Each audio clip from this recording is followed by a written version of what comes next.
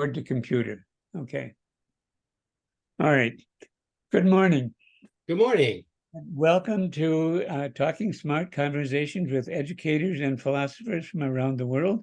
My guest today is Michael Boucher. Close. Boucher. Boucher. Yeah. Thank you. Michael Boucher. And today's conversation will be about his work as it relates to Paulo Freire. And as a bit of an introduction, Dr. Boucher received his Ph.D. from University of Indiana.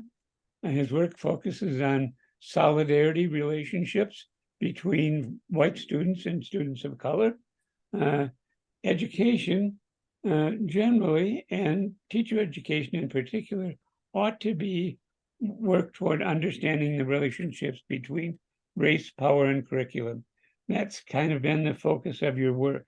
And among the things that he has been doing, contributed to many journals, including Urban Education, Urban Review, Action in Teaching, and among his books are More Than an Ally, Caring Solidarity Framework for White Teachers of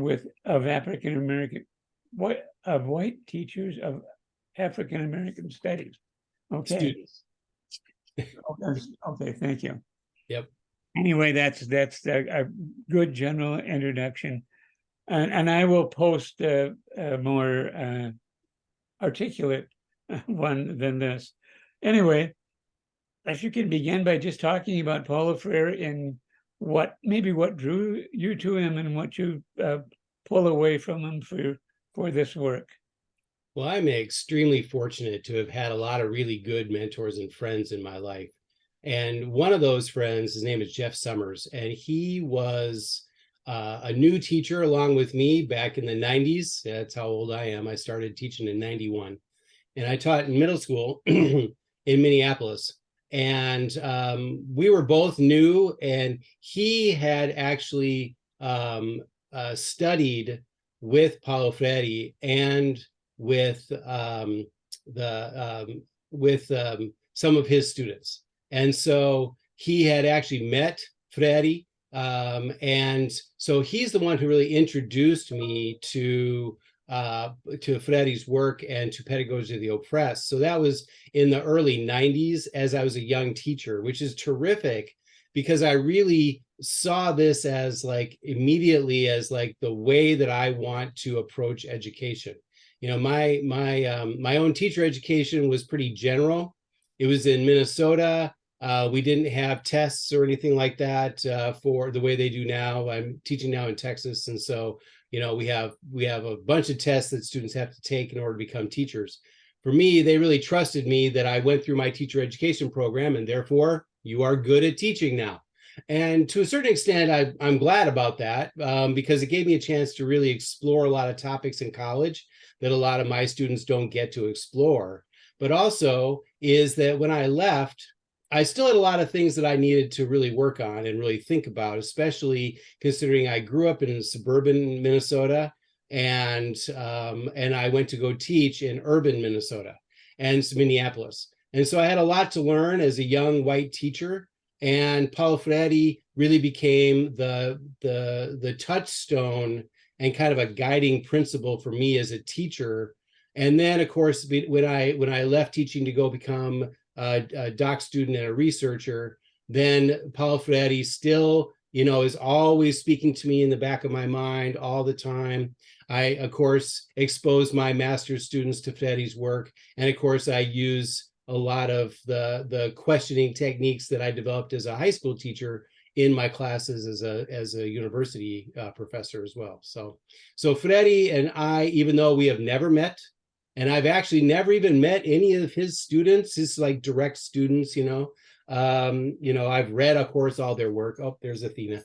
And I'm a student of Freire, but not necessarily a scholar of Freire, although I'm friends with scholars of Freire.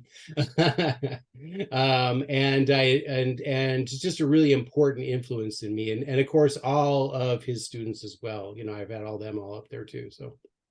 Yes. Well, That, I sort of came to Prairie in the same sort of way. I mean, I'm even older than you are because I started my teacher education and my first high school teaching, I guess, in about 1968. Okay. But that was a nice time to be studying education, Hmm. because there were a lot of educational innovations going on, including Jerome Bruner's work and Hmm. in history, and people like that were really doing what I thought was really good stuff. And Freire didn't get mentioned in that work, but he was sort of an undercurrent in a lot of that stuff Hmm. there. Yep. Uh, and then I started reading that, and I think the first book that I read of Freire's, no, I must have read Education for the Oppressed, or uh, Pedagogy of the Oppressed. Guide to the Oppressed first. But then almost immediately I ran across Education for Critical Consciousness. Hmm.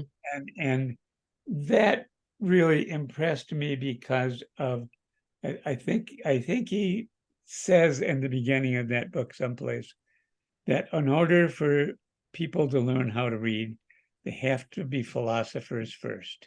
Hmm. And I thought that, and then the example in that first sketch there of the peasant and the well and the whatever, and to try to get at the connection between the world and the human world and all of those things is such a deep philosophical question Hmm. that is so addressable by so many people.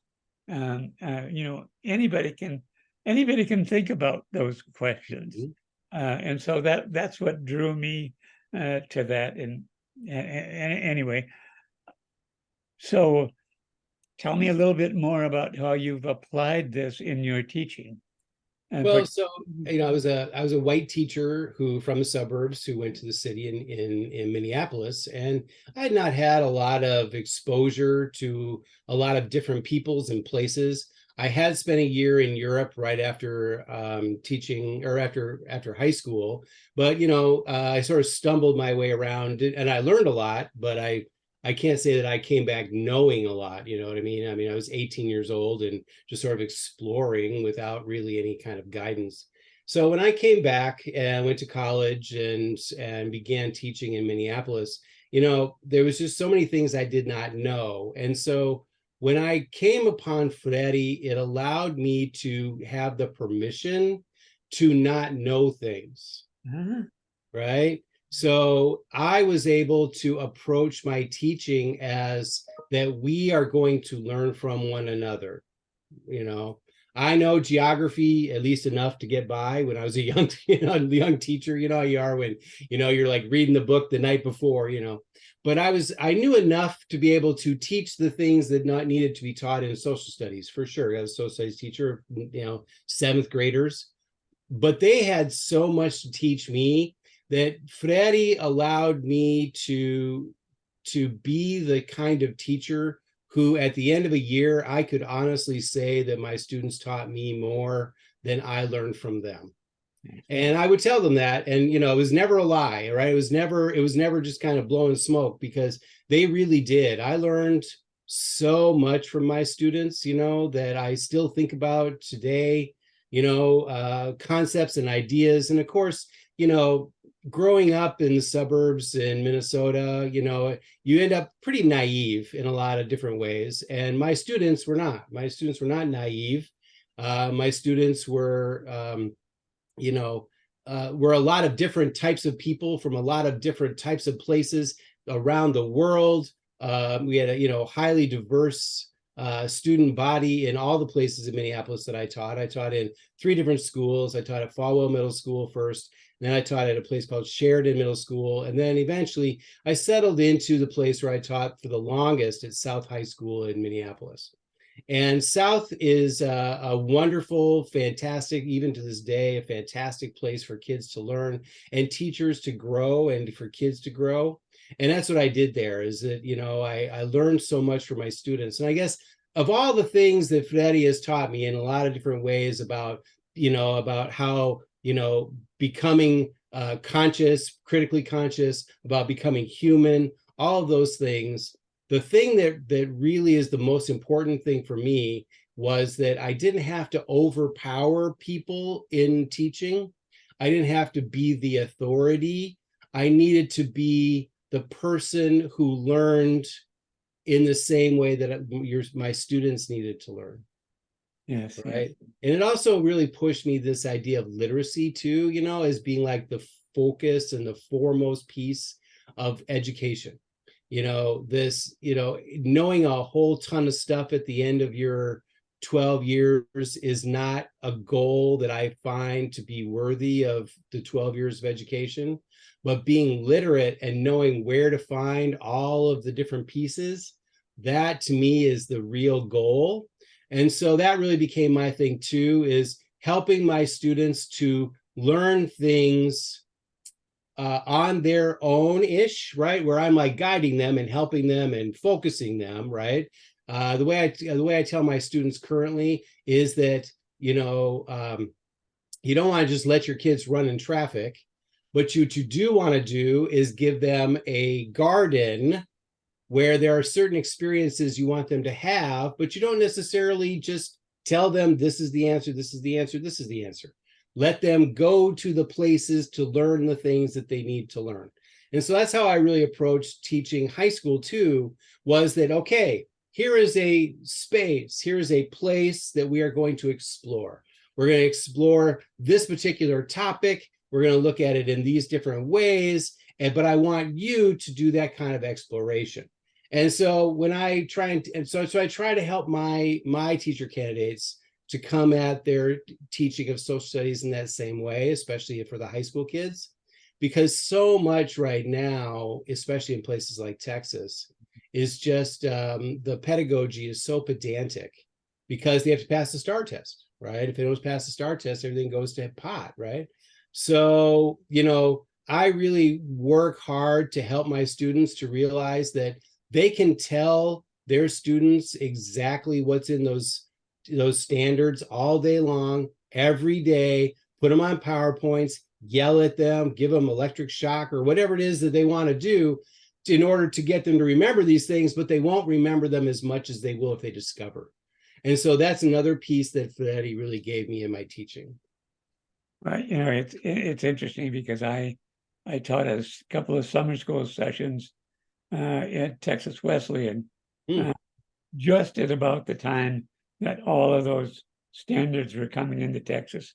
And the teachers really, really hated it because it put such a box on them. But I really like your idea about sort of engaging the students in their own learning. And I know you gave a little description of that, but I really am interested in any more details about how that works in practice, because and I think that, let me put it this way, I think there's an interesting thing too between primary texts and real world experience. And if you read Freire, it's a different experience than you or I explaining Freire. And somehow there's that kind of connection between that and real world experience. And so can you talk more about that? Because I struggle to articulate it myself. Well, there's a lot of good experiences that can come with real world experience, right? So let's talk about like kids, right? So high school kids, middle school kids, there's a lot of things that they can learn from real world experience, building things, doing things, sort of an approach in terms of like what they call it. I forget the name of it right now, but basically where kids are, they're given a whole bunch of stuff and said, okay, build things, right? And that's okay. I can live with that. It's an okay way to approach things, but it takes a whole lot of the kids having a lot of capacity ahead of time to do those kind of things, right? What Freire worked very hard with were people who lived in the favelas, who didn't have the kind of resources that would allow them to have wonderful, cool experiences like, hey, kids, let's all go to the museum, you know? And the people he worked with didn't have those opportunities. So that's why it spoke to me so much for my kids, right? Because my kids didn't have those experiences either. My kids didn't have those kind of access to those kind of stuff. You know, in Minneapolis, there's a lot of that stuff, right? And there's a lot of programs to get them those things, especially now. But in the 90s, when I began, it was really still kind of like beginning to do that. So the kids that I got didn't have those kind of enrichment type experiences. So if you put a whole bunch of stuff on a table and said, make something cool, they'd have looked at you and been like, how? Right. And so what the idea then of the using the documents, because everybody's got the one piece that they need to learn, and that's an imagination. Mm-hmm. And so using documents and using ideas and stories and things that kids can relate to, but yet push them in their thinking and their philosophies, right?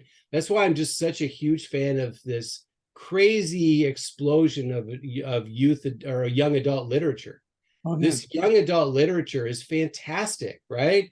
Like there's just so much of it that we're banning it, right? And it's like, you know, the here in Texas, they're so concerned about the things the kids are learning from this adult literature that they're scared out of their minds and they want to ban it. And they're trying to, but there's so much of it, they will never come close to scratching the surface of how much there is, because the ideas and the philosophies in this young adult literature are so wide and so varied, and there's just so much of it.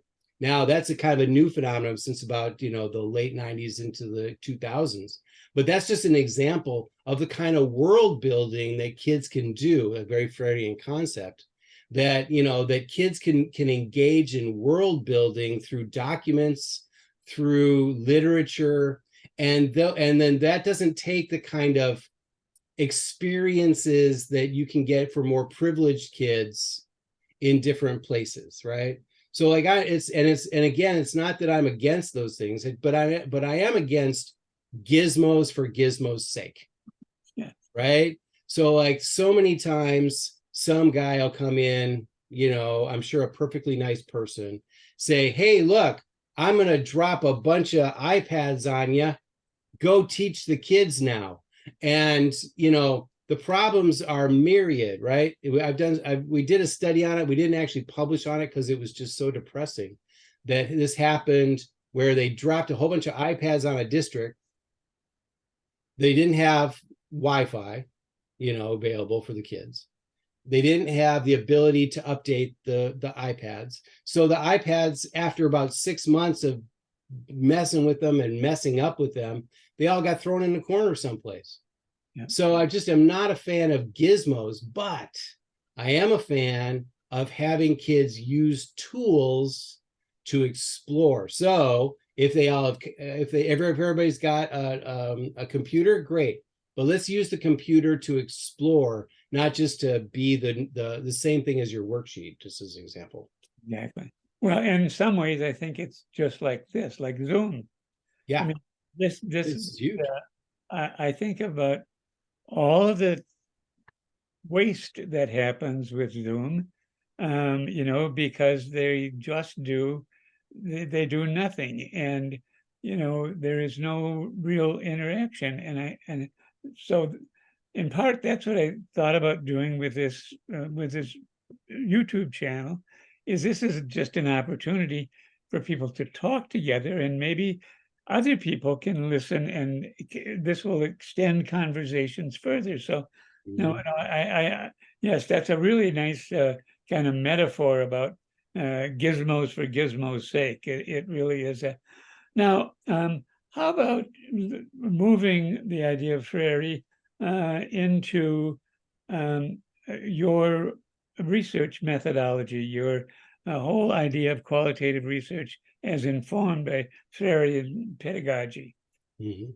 So yeah, so now that I'm a researcher, I'm not like hanging out with teenagers anymore. Now I hang out with 20s and 30-year-olds mostly, who are my students. My students are a little older than your average.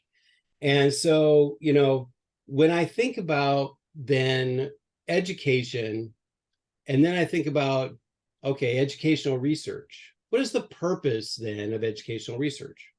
Right? Like, I think that the purpose for educational research up until around the 1990s was really to try and find a way to justify educational research, right? Like these guys, it's like we can use positivism too, and we can use quant methods too, and we're sciencey too, and it just seems like so much of what I read before 1990 that's not a philosophical piece, right? I mean, obviously Dewey and Freire and all these other people, but a lot of the research is about kind of like, look, we can tell you how kids learn, right? Like we know now, but we don't.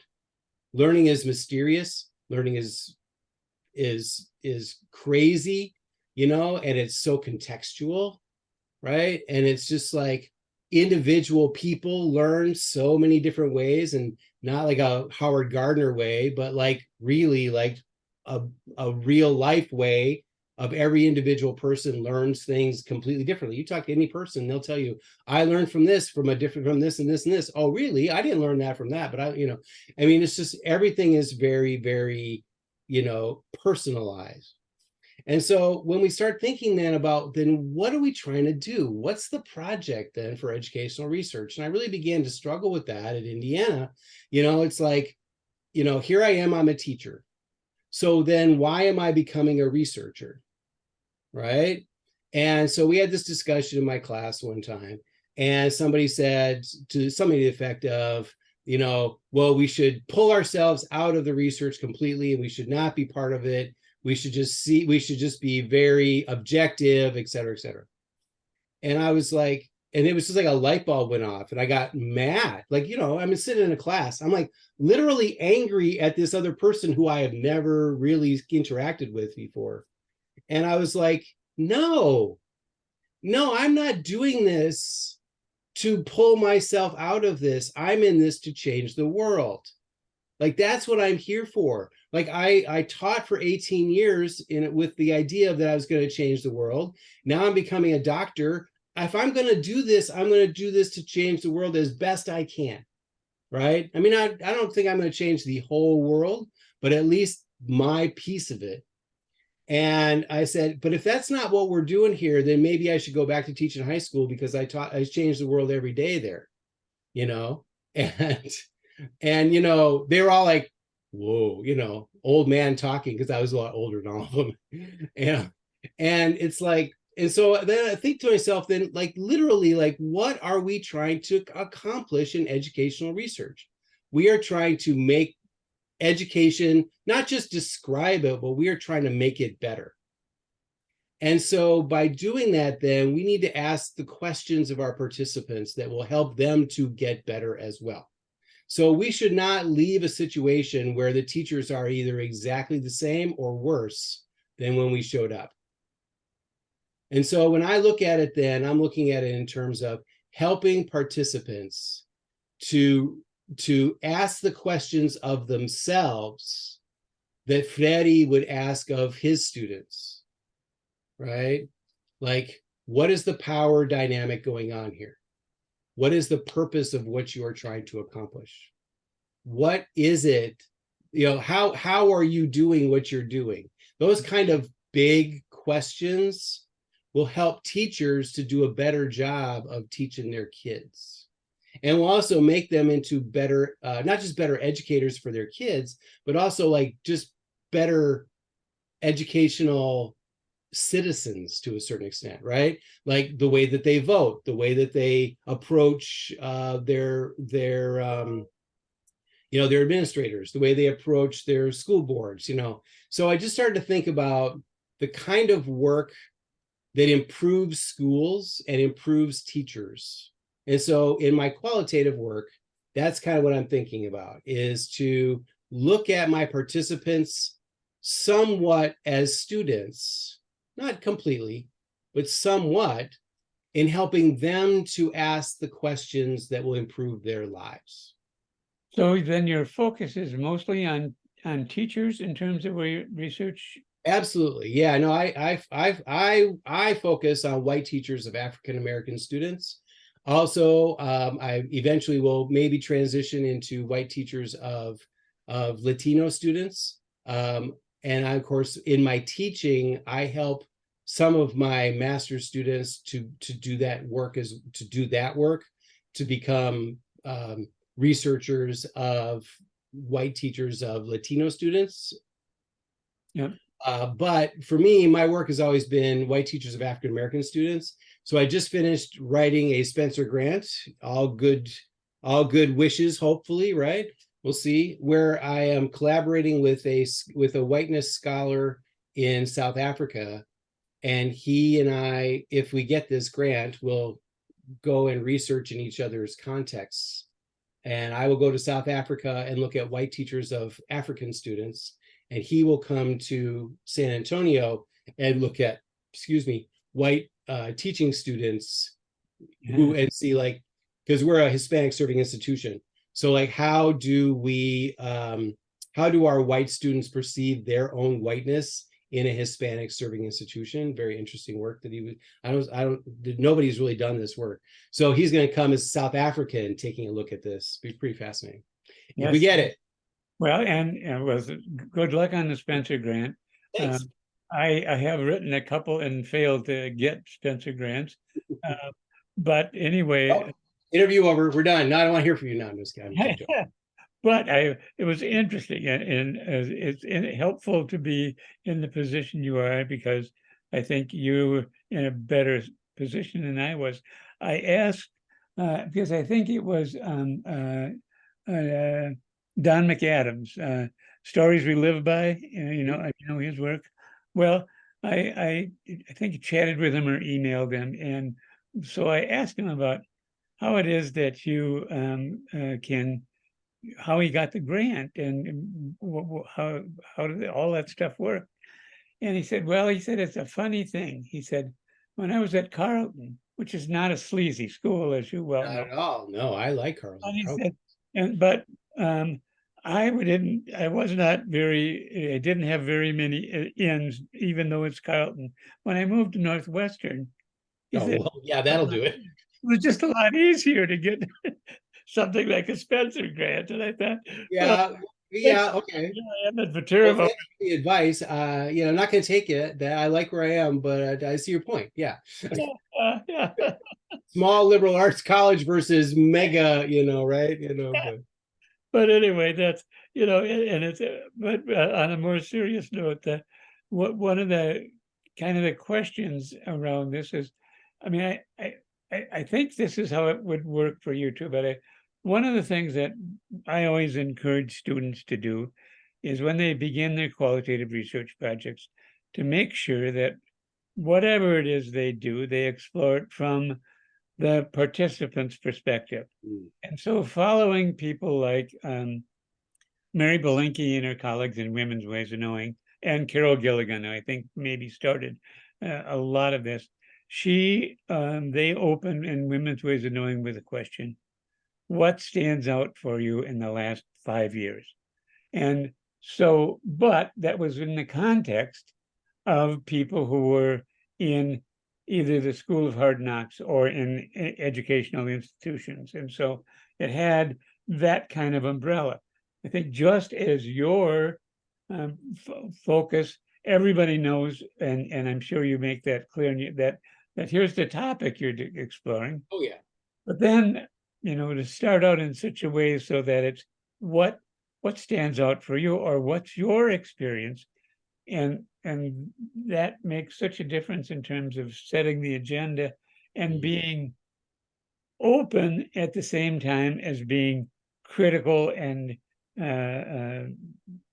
transformative. Yeah, and I think that transformative word is so important, right?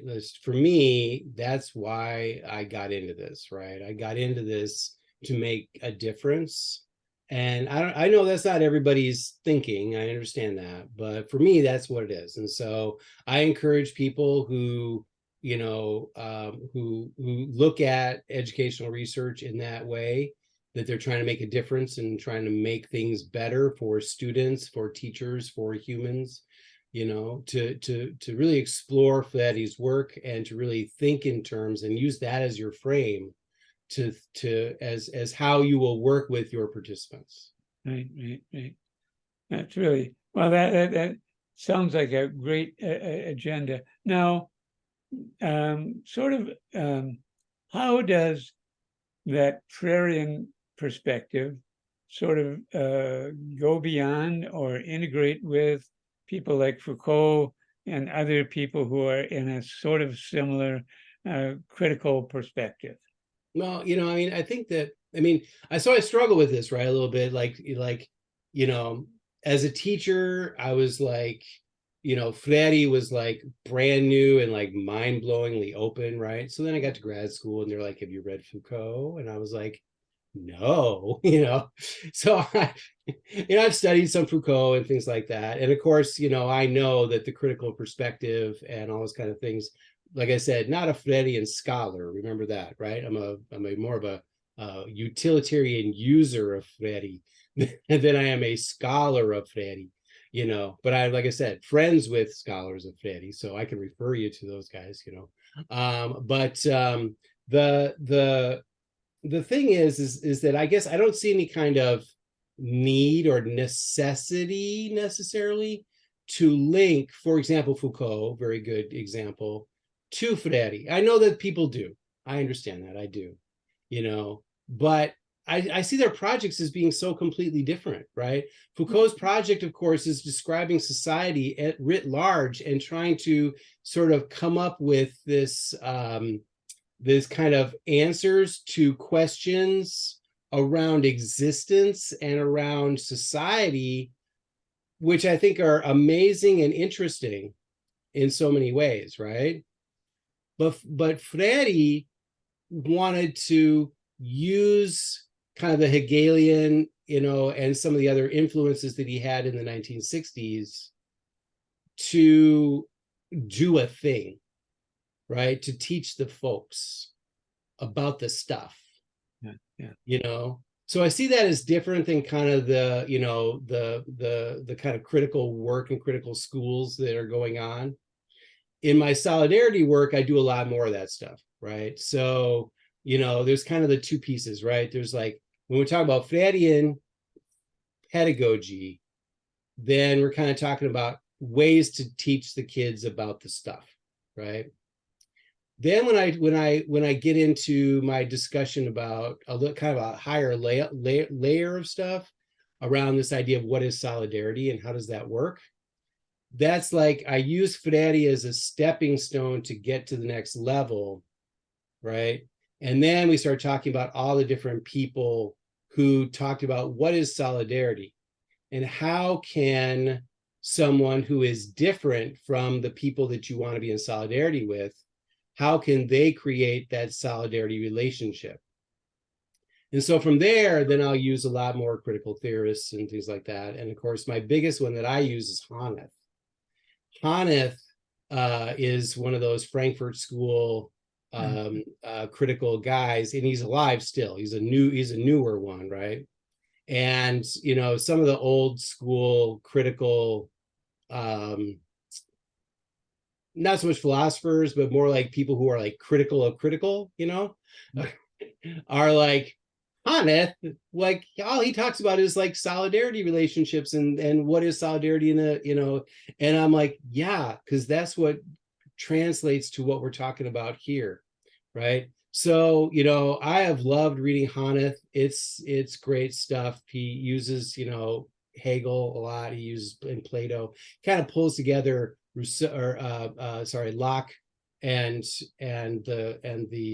Rousseau and the various kind of philosophers around the kind of like first contact with society, And like, where is that? What is that space? What is that space right there where people said, we're going to come together as society and we're going to give up things, right? So so his whole book on recognition is this whole discussion really about that one moment when people got together and said, you know, individual is not working.